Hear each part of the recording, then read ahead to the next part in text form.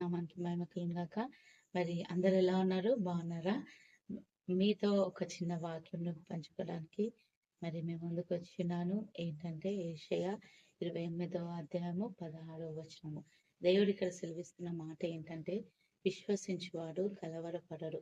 మరి మన వాక్యంలో చూసినట్లయితే అనేకమైన భక్తులు ఉన్నారు కదండి. మరి వారి జీవితాల్లో ఎన్నో సన్నివేశాలను వాళ్ళు ఎదుర్కొన్నారు. ఎన్నో సందర్భాలు వాళ్ళకి ఎదురైనాయి. మరి ఎన్నో పరిస్థితులు వాళ్ళు చూసి ఉన్నారు.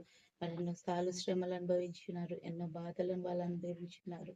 మరి వారి పరిస్థితులు ఏ విధంగా ఉన్నప్పటికీ మరి వారి శ్రమల్లో, బాధల్లో, ఇబ్బందులు కూడా ఎక్కడ కూడా వాళ్ళు విశ్వాసాన్ని కోల్పోలేదు. మరి ఎందుకంటే వారు దేవుని యందు విశ్వాసం ఉంచున్నారు కాబట్టి వారు పరిస్థితులను బట్టి కలవరపడలేదు. మరి ఈ దినమున మీ యొక్క పరిస్థితులను బట్టి మీరు కలవరపడుతున్నారా?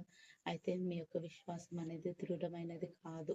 మరి దేవునిలో మీరు బలంగా ఉన్నట్లయితే, దేవునిలో పరిపూర్ణంగా మీరు విశ్వాసం ఉంచినట్లయితే, దేవుని పైన మీరు ఖచ్చితంగా ఆధారపడినట్లయితే, మరి మీ మీద మీరు ఆధారపడకుండా మరి పరిస్థితులు ఏ విధంగా ఉన్నప్పటికీ కూడా దేవుని మీద ఆధారపడినట్లయితే మరి మీరు ఖచ్చితంగా మీ యొక్క పరిస్థితులను బట్టి మీరు కలవరపడరు.